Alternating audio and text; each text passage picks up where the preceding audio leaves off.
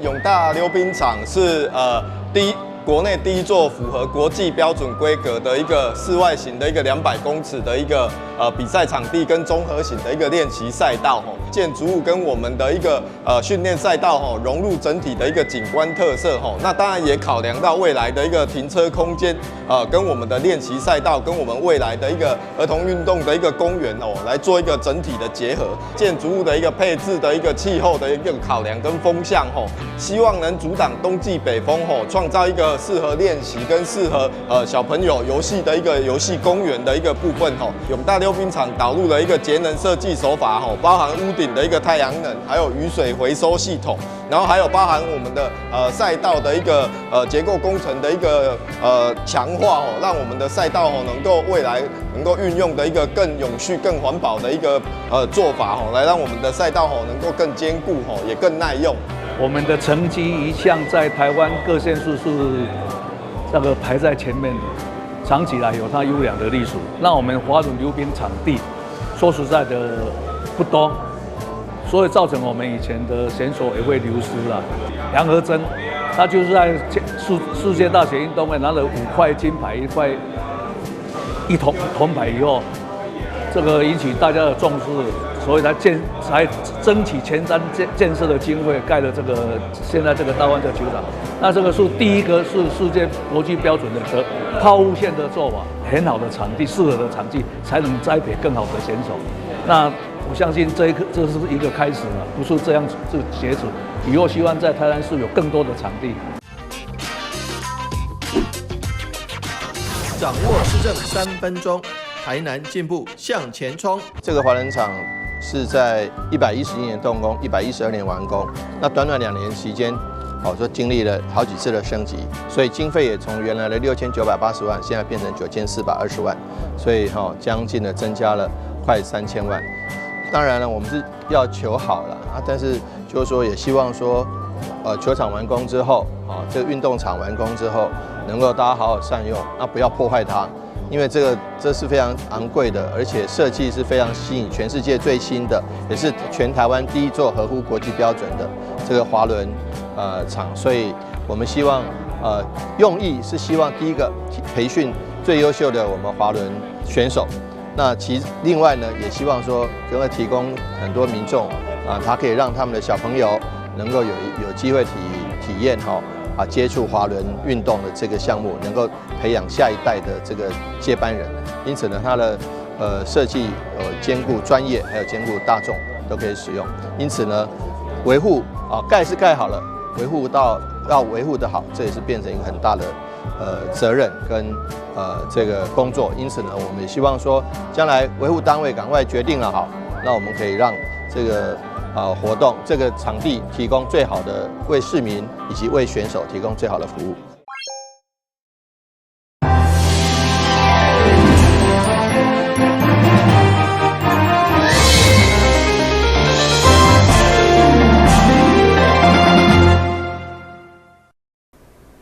大家好，我是陈美纯，欢迎收看10月24号礼拜2的中嘉台南地方新闻。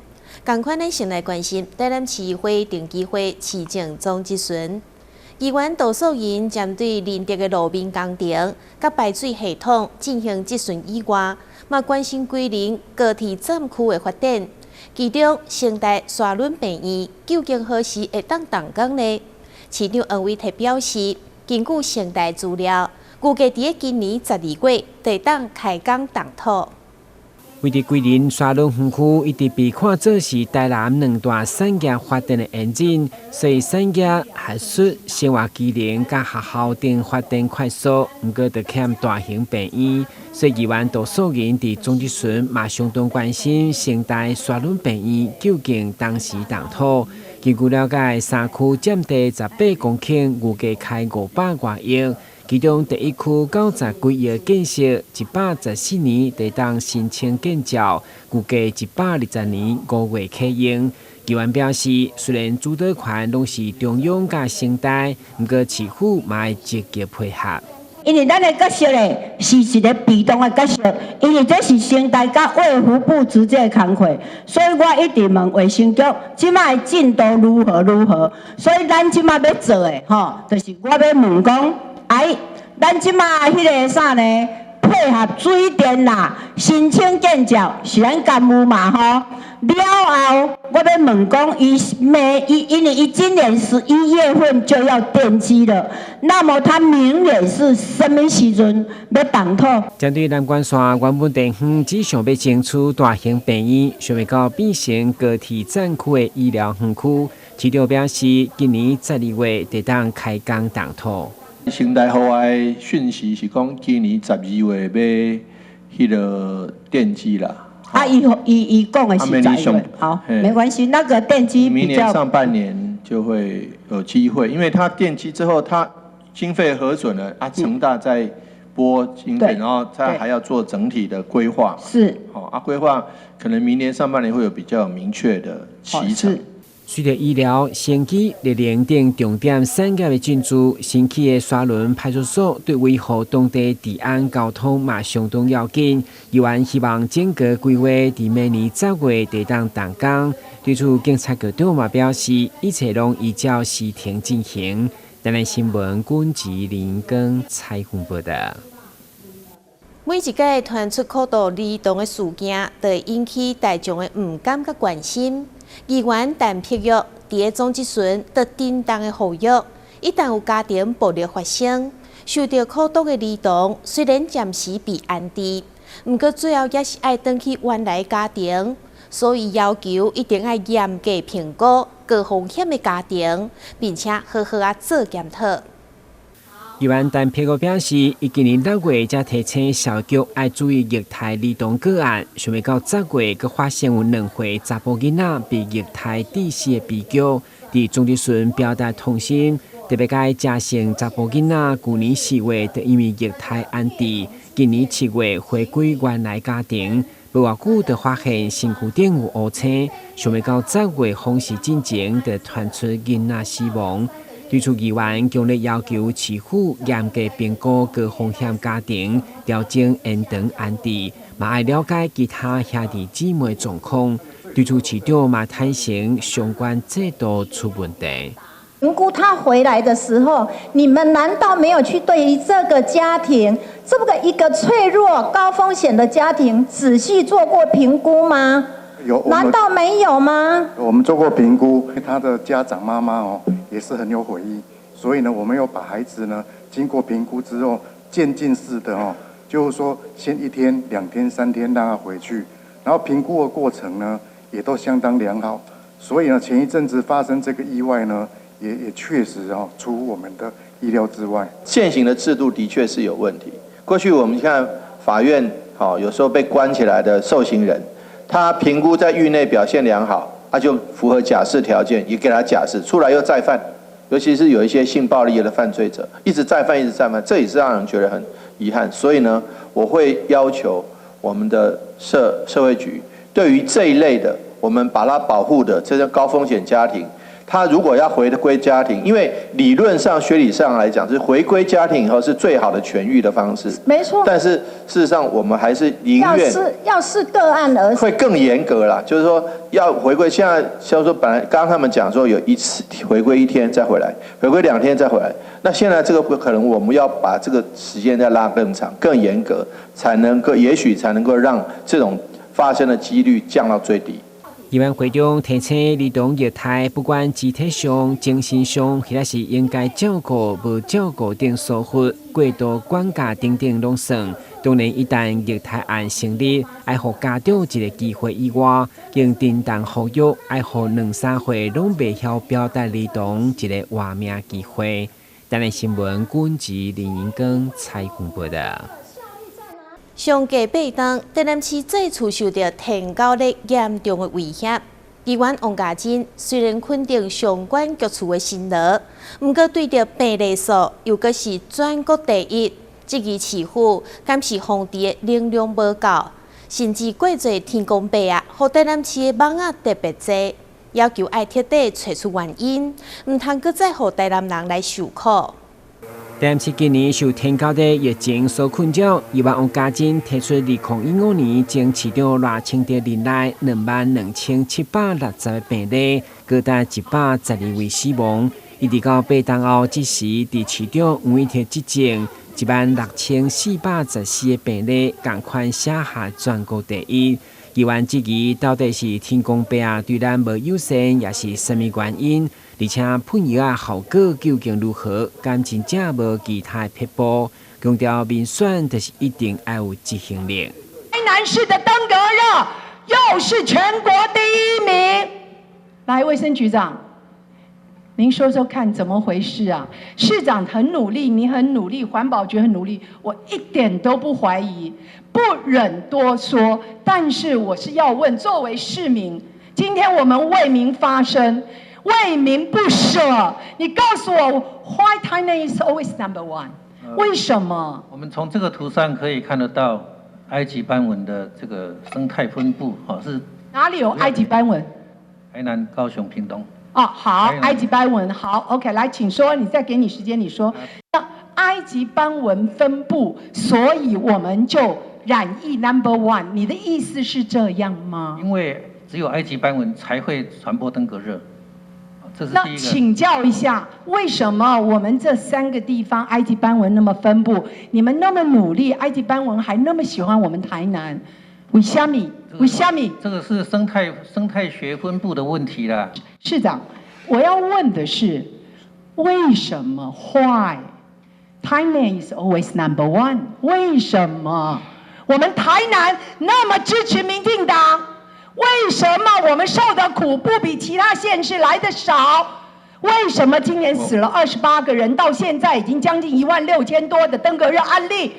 我讲了，你说我推脱；我不讲，你说我回避，这就是我的困扰。你是讲还是不讲？讲吧，来，市长讲。讲哈，讲就这样子了。其实这个事情，人跟蚊子的战争哈，持续了几千年了。那你看，现在世界上比我们更先进的国家，好，例如好新加坡，他们有3万例。那可是我还是不能推脱，我还是要努力。还是要努力去该喷的喷，民众抱怨了就骂我吧。那问题是我们还是得必须完成的。现在没有其他的 people， 你知道？对，因为淡市变成8冬一轮受天候的威胁，所以议员王家珍伫总日巡嘛提出网友的哭诉，发现淡市的市会拄好甲天候的疫情的香树网啊杂混的成。虽然被改成趣味的网版，不过议员却表达艰苦心，考试黄市长下令以后千万唔通留予台南人就是网啊。台南新闻阮自林英光采访报道。第13届台南文学奖圆满落幕，伫个颁奖典礼，市长黄伟哲对得奖者的成就甲表现，予因上大肯定。市长嘛宣布，迎接明年台南400奖金将会抬价50%。台南文学奖举办到今已经迈入第13冬，今年以“我与文学的再相遇”为主题，呈现后疫情时代的生活甲文学。我们每一年其实都会给今年的台南文学奖一个新的题目，这个新的题目是在让我们所有的创作者透过文学一同来进行一个跟这个城市的对话。台南文学奖给我很大的感触是，它很地方性啊，把台南的风味、台南的传统、台南的历史啊、台南的人文地理等等的这一些，我觉得它非常非常有代表性。本届评选分为8项，分别是台语短篇、台语散文、华语散文、华语现代诗、有古典诗、剧本、青少年新诗，以及台南出走日记，总共多达624件作品投稿，最后选出44件优秀作品。今年有非常好的成就，有600多篇这个学者老师一起来投入。那这个明年是台南400，好，2024，所以呢，我们一定要加码，好，所以我们要把总奖金希望能够提高至少50%。伫颁奖典礼现场，在地台南在地诗人甲作家拢出席。市长黄伟哲表示，明年就是台南400冬，希望透过文学奖献地方的特殊价值，同时这次高额奖金，鼓励较侪人创造出属于台南的文学。台南新闻所发采访报道。咱先休困一下，马上回来新闻现场。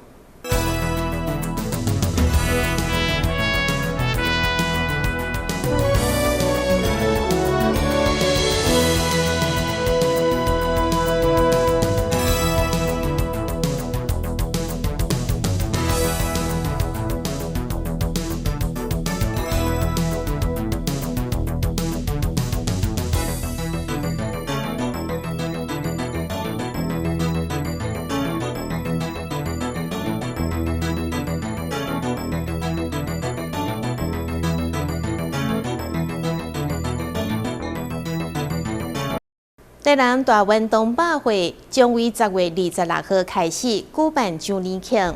今年包括化妆品、内衫、裙衫推出相同优惠，除了单笔消费满2000送200以外，佮独家特价消费满1万，佮再加送500。台南大运吧周年庆10月26号到11月14号登场。这次同款，这次直接促销优惠，运动鞋啊、外套、内衫等日常用品拢小小啊卖。另外，伫前4天热卖化妆品品牌全部拢有拍折。那我们在这次化妆品部分推出2000送200，那1万在首12日再多送500。我想这是市场上最优惠的，包括我们的信用卡，还有我们的 HQ Pay 整个部分回馈最高到达21%。我想化妆品这时候来买绝对划算。另外，前12天百货好息，累计消费满5000块也会当送600，还有高消费者嘛，累计消费满5万加送800，大家电消费满13000，保健器材消费满5000送600，买愈多送愈多。另外，我们为了提升更多优质的服务购物环境，所以我们这次针对我们的2楼跟3楼做一个全面的改装。所以欢迎各位来宾有空可以到大南大圆柏来参观选购，尤其在周年庆这段时间来买绝对非常的划算。台南大运吧表示，馆内改装了后，唔但业绩大幅成长，明年第1季知名餐厅生活家己品牌也将进驻。最近也会针对美食街进行品牌调整，相信到时将带动一波消费人潮。台南新闻所采访报道。高雄轻轨将伫年底完工，变成圆形的路网。不过，有民间团体质疑，轻轨的列车只有24组，变成圆形路网以后，尖峰的时间必须爱30组的列车才有够，要求市府捷运局赶紧购买列车。不过，捷运局表示，会用路口号志优化方式来加紧车速，暂时未购买列车。高雄轻轨第2阶段工程预定今年底完工，不过地方对于目前的部分站名提出建议，认为轻轨2阶 C26 湾子内站应该更改站名为民族大顺站。不过当地里长则是认为可以维持原本的名称。那如果可以维持是我们湾内的地区的话，其实我觉得这样的就是站名其实会更好，对，就觉得不需要去更改它。另外，针对 C27 顶山街站，地方建议更改为湾子内站。里长表示，希望站名可以叫做湾子内朝天宫，也在积极争取当中，而且已经有联署送件给捷运局，希望捷运局的审议可以参考地方的民意建设。那当然，湾内里面有一个很重要的一个庙宇叫做朝天宫。它从这个清朝时代的时候就已经有了，所以其实已经是上百年的老庙。那当然，顶山街原来就是一个商圈的聚集。那如果有一个指标性的跟在地文化有相关的名称的话，那能够做结合，当然我们都是乐观其成。实际询问当地民众对于更改站名的看法，有人认为没什么意见，尊重里长；也有人认为两者都可以。如果月台是设在这个顶山街，有明显的就是这条路的话，会让人家比较清楚大家也比较熟悉这边的路段，就 OK 啊。如果说是像有那个朝天宫有那朝天宫有一个地标，人家也会比较清楚，这也不错。伊若讲要改就改安尼啊，阮是无意见啊。对不对？阮领导是无意见，也是伊里长较迄落啊，对不对？啊，若认讲要改呢，无要紧啊，对不是？嘛是得爱尊重伊的啦，伊是阮的大家长啊。除了这2个轻轨站之外，还有其他3个车站有机会更改名称，像是高捷橘线 O1 西子湾更改为哈马星，高捷红线 R19 男子加工区更改为男子科技产业园区，以及高捷红线 R24 南冈山更改为冈山高一或高一冈山。虽然先前曾召开改名会议，初步确定更改站数与站名，但相关方案目前仍然在行政程序阶段，并没有正式定案。记者苏焕君、庄淑婷高雄报道。唔知影观众朋友敢有看过鸡肉饭？顶面放的是大肠肉片甲肉角，位伫中央大学内面的餐厅，主打俗个大碗，而且个好食的餐点。不止鸡肉饭是招牌，使用手工面条的牛肉面，嘛真受到欢迎。所以每到食饭的时间，队伍就排甲热长。